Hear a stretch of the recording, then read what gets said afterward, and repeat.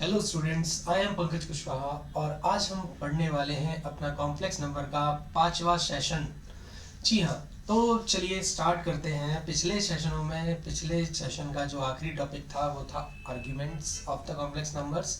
तो complex number के conjugate, modulus और एक्सपोनेंट हमने पढ़ लिए थे। यहाँ तक का हमारा चैप्टर कंप्लीट हो गया है। अब इसके बाद आगे जो है वो हमें क्या पढ़ना है, वो पढ़ना है representation of the complex number. तो आज का अपना टॉपिक है representation of the complex number. तो बेसिकली आज हम ये सीखेंगे कि कॉम्प्लेक्स नंबर को कितने तरह से या कैसे कैसे रिप्रेजेंट कर सकते हैं और उन अलग अलग रिप्रेजेंटेशंस का हम यूज कैसे कर सकते हैं।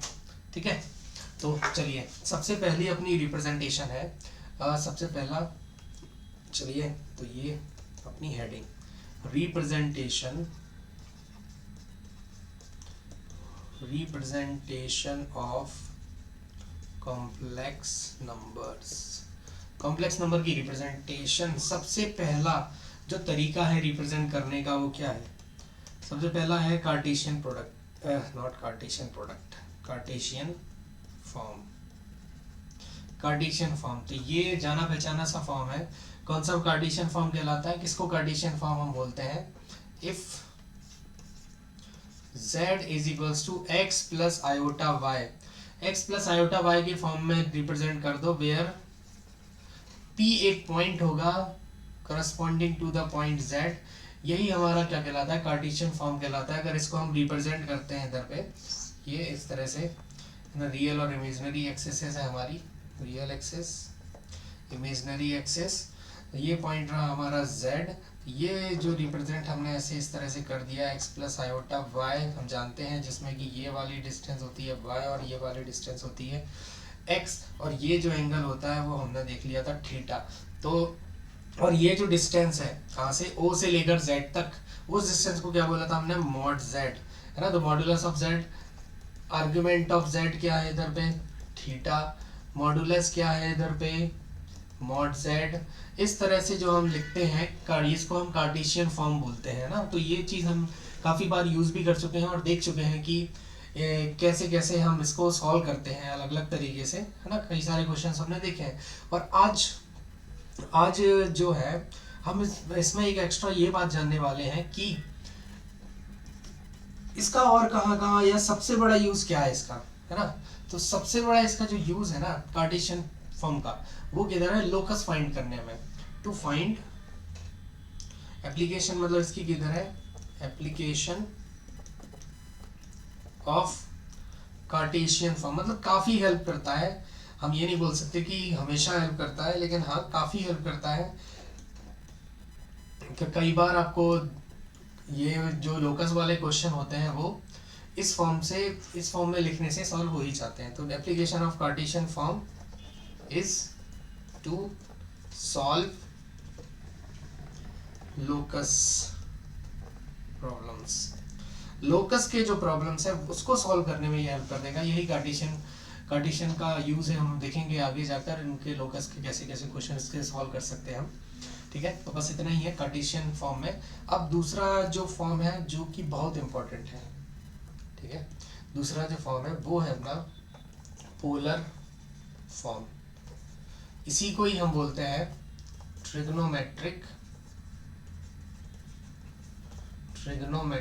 फॉर्म, पोलर फॉर्म, और यही होता है हमारा ट्रिग्नोमेट्रिक फॉर्म।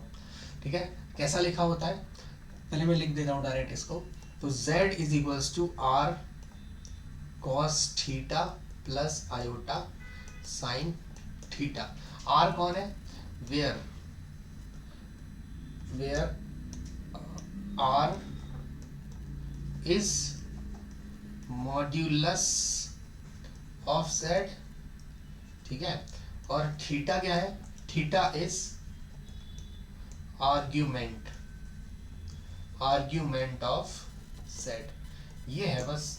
तो आर्ग्यूमेंट ऑफ z निकालना हम जानते हैं, थीटा निकालना हम जानते हैं। तो नया क्या है? कुछ भी तो नया नहीं है। यानी कि हम ये भी जानते हैं कि ये इसको इस फॉर्म में अगर कन्वर्ट करना पड़ेगा तो हम कैसे कन्वर्ट कर सकते हैं, है कि नहीं। चलो, तो एक छोटा सा एग्जांपल, छोटा सा एग्जांपल बाद में लेते हैं, एक काम करते हैं पहले इसको थोड़ा सा और एलेबोरेट करते हैं, इसको थोड़ा सा और डिस्क्राइब करने की कोशिश करते हैं कि ये लिखा कैसे गया, है ना। ये तो पता चल गया कि ये पोलर फॉर्म या ट्रिग्नोमेट्रिक फॉर्म होता है, लिखा कैसे ये तो देख लो। तो ये आया कहाँ से, ये आया अपना यहाँ से मतलब कार्टेशियन फॉर्म से ही आया होगा, कार्टेशियन फॉर्म से। तो बताओ कार्टेशियन फॉर्म, तो ये अपना ये ऐसे ये रहा अपना z, ये रहा अपना मॉड z, इसको हमने r बोला यहाँ पर। ये रही डिस्टेंस अपनी y, और ये रही डिस्टेंस अपनी क्या x, ठीक है। अब x y को काम करो, cos थीटा sin थीटा के फॉर्म में लिखने की कोशिश करो। अगर मैं बोलूँ आपसे इधर पे इस डायग्राम को देखकर इधर 90 डिग्री है, तो cos थीटा क्या होता है, cos theta is equals to हो जाएगा बेस अपॉन हाइपोटेनियस, तो base is x upon hypotenuse is r। तो यहाँ से x की वैल्यू क्या आ गई, r cos theta is equals to x बन गया। इसी तरह अगर मैं पूछूं कि sin थीटा बताओ क्या है, तो sin theta is equals to perpendicular upon hypotenuse, perpendicular hypotenuse है तो परपेंडिकुलर अपॉन हाइपोटेनियस, तो यानी कि y की वैल्यू क्या आ गई, r sin थीटा, ठीक है। अब यही x और y वैल्यू कहाँ पुट कर दो आप, x plus iota y Cartesian form में पुट कर दो, तो ये अपना बन जाएगा z is equals to x की वैल्यू है r cos theta plus iota जहाँ का तहाँ और r sin थीटा। यहाँ से दिख रहा होगा r कॉमन ले लो, बचा अपने पास r cos theta plus iota sin theta.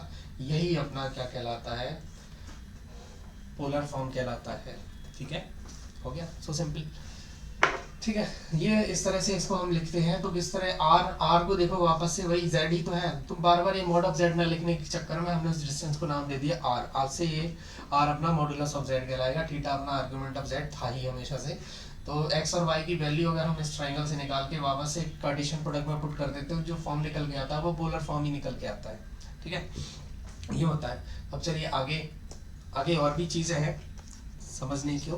तो सबसे पहली चीज़ ये है कि अगर z is equals to r cos theta plus i sin theta, ये होता है z, तो जस्ट ब्रैकेट कर लीजिए, तो ये इस तरह है ना, ये z होता। तो कॉन्जुगेट ऑफ z क्या होगा, कॉन्जुगेट ऑफ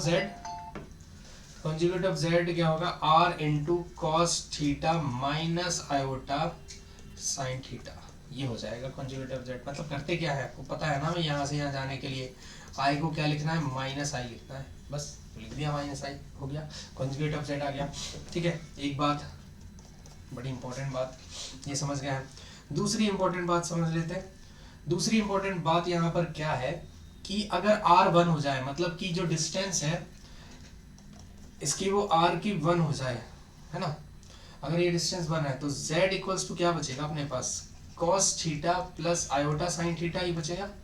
तो मॉड ऑफ z निकाल दो जरा, मॉड ऑफ z निकालेंगे तो under root of cos square theta plus sine square theta, ये हो जाएगा। और इसको हम जानते हैं अंडर रूट 1 और इज इक्वल्स टू 1, तो मॉड ऑफ z इस केस में क्या आ जाता है 1।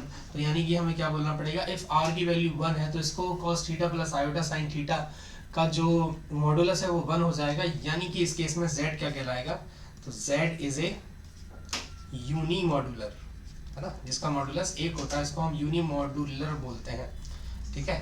ये अपना यूनी मॉडुलर कहलाता है। तीसरी बात, दो बातें पढ़ ली हमने, तीसरी बात क्या है, तीसरी बात ये है कि अगर हमने बोला कि इफ z1 कितना होगा, तो z1 लिख दिया r1 into cos theta 1 plus iota sine theta 1, ये z1। एंड z2 देख लो, z2 इज इक्वल्स टू क्या हो जाएगा, r2 into cos theta 2 plus iota sine theta 2, ये आ जाएगा। देन z1 इंटू z2 और z1 अपॉन z2 लिखना पड़ गया तो कैसे लिखेंगे, देखो, तो z1 इंटू z2 चाहिए ना, वो कैसे आ जाएगा, तो वो आ जाएगा डायरेक्ट, मैं बता रहा हूँ फिलहाल में कैसे आ जाएगा, तो r1 into r2 in bracket, दोनों जो मॉड है उनका प्रोडक्ट कर दो, पहली बात। दूसरी बात और क्या कर दो आप कि कॉस में एक थीटा 1 एक थीटा 2 है, तो दोनों को ऐड करो, थीटा 1 प्लस थीटा 2 ये हो जाएगा, और plus iota sine theta 1 plus theta 2 ये हो जाएगा। ठीक है, अगर z1 अपॉन z2 चाहिए पड़ा तो ये क्या होगा, तो r1 अपॉन r2 कर दो, और अब cos में थीटा 1 माइनस थीटा 2 हो जाएगा, plus iota sine theta 1 minus theta 2 हो जाएगा। क्लियर। तो इस तरह से हमने देखा कि अगर हमारे पास अगर क्या बोलना चाहिए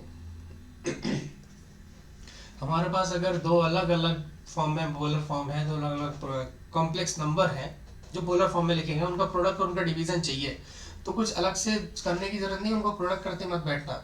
ठीक है, जो हमने स्टार्टिंग में सीखा था कि दो कॉम्प्लेक्स नंबर का प्रोडक्ट कैसे करते हैं, अब वो यहाँ पर नहीं करने की जरूरत है। यहाँ पर डायरेक्टली हम क्या बोल सकते हैं, इस तरह से इसका यूज कर सकते हैं कि प्रोडक्ट करना पड़ा तो कैसे, मल्टीप्लाई करना पड़ा तो कैसे, और ऐड करना सब्ट्रैक्ट करना तो as usual same to same है ही, जैसा था वैसा ही। ठीक है, तो इस तरह से हमने पोलर फॉर्म देखा, पोलर फॉर्म की कुछ कंडीशंस, कुछ प्रॉपर्टीज देख ली जो कि हमने नोट पे लिख ली है। अब चलिए एक क्वेश्चन देख लेते हैं। तो सबसे पहला क्वेश्चन हम ये देखते हैं कि अगर हमसे बोल दिया किसी ने कि भाई कन्वर्ट करो, इसको कन्वर्ट करने को बोल दिया, अगर सपोज कन्वर्ट क्या क्वेश्चन ले लूं, ये ले लेते हैं, चलो क्वेश्चन 1 प्लस आयोटा रूट 3, इसको कन्वर्ट करना है इनटू पोलर फॉर्म।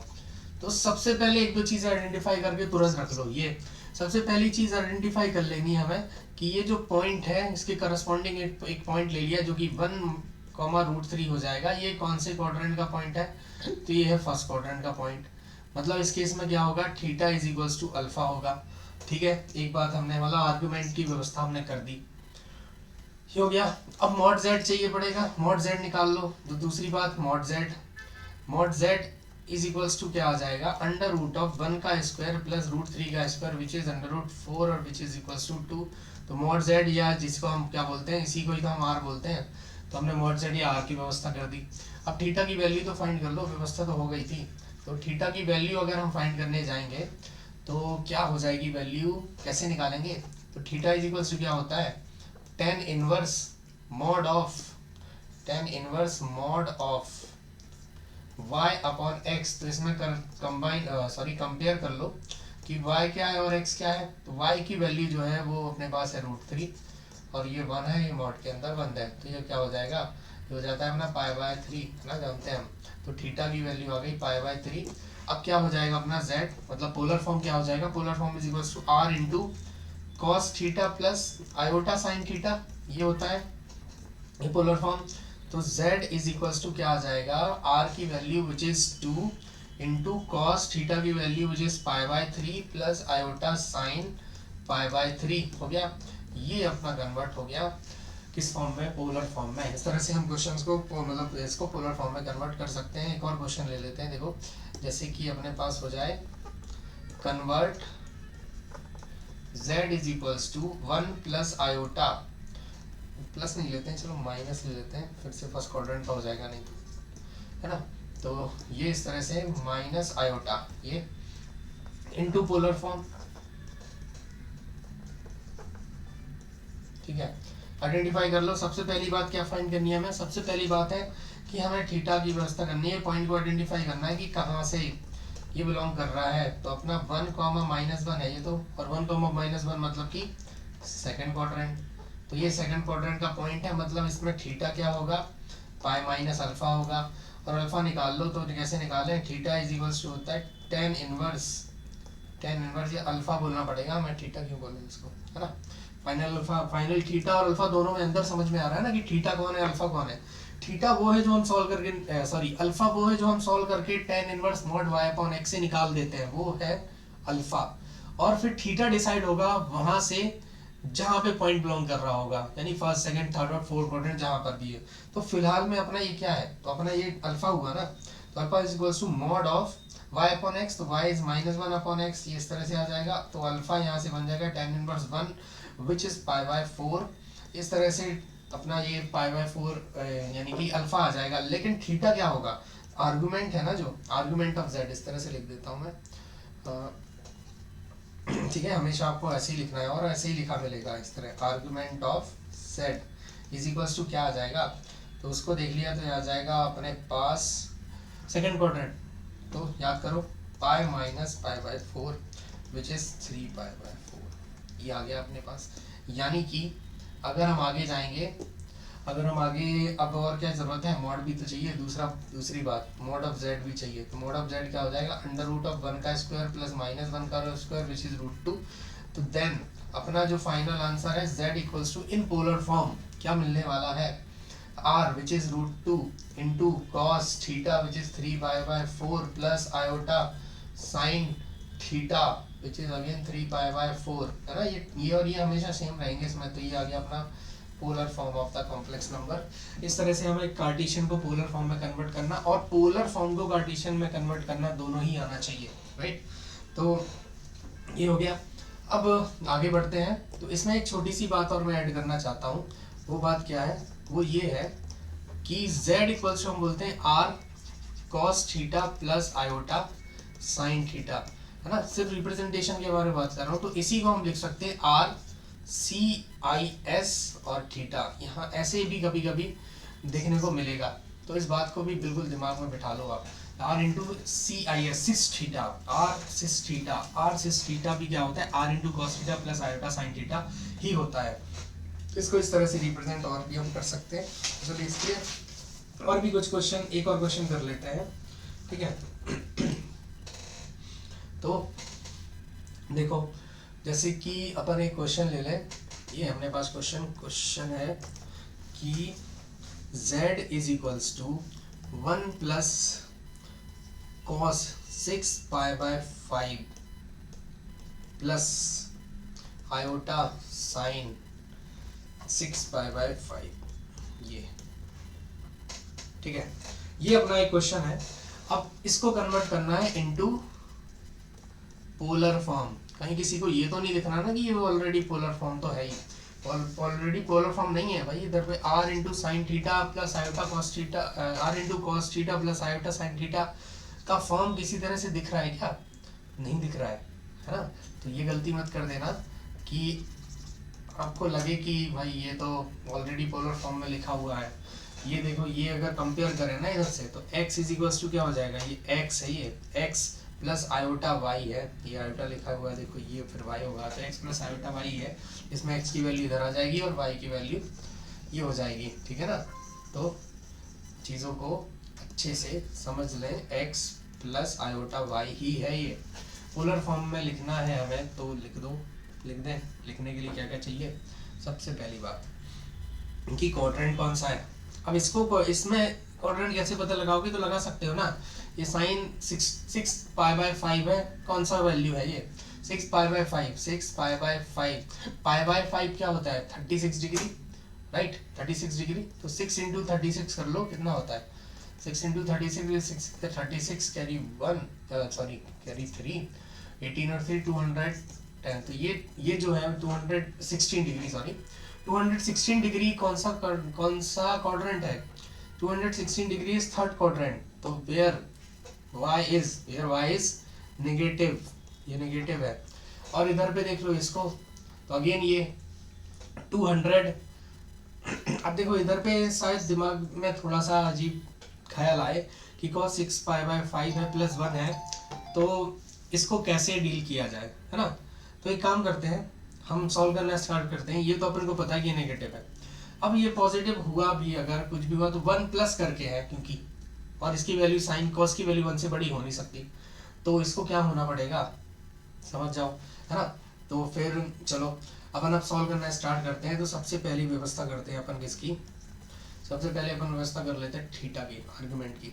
आर्गुमेंट होता क्या है, तो थीटा इसका आर्गुमेंट या अल्फा बोलना पड़ेगा, और फिर बाद में देखेंगे। तो tan इनवर्स मॉड ऑफ, ये किसके अंदर आएगा, ये आएगा y अपॉन x, तो y is sine 6 pi by 5, 6 pi by 5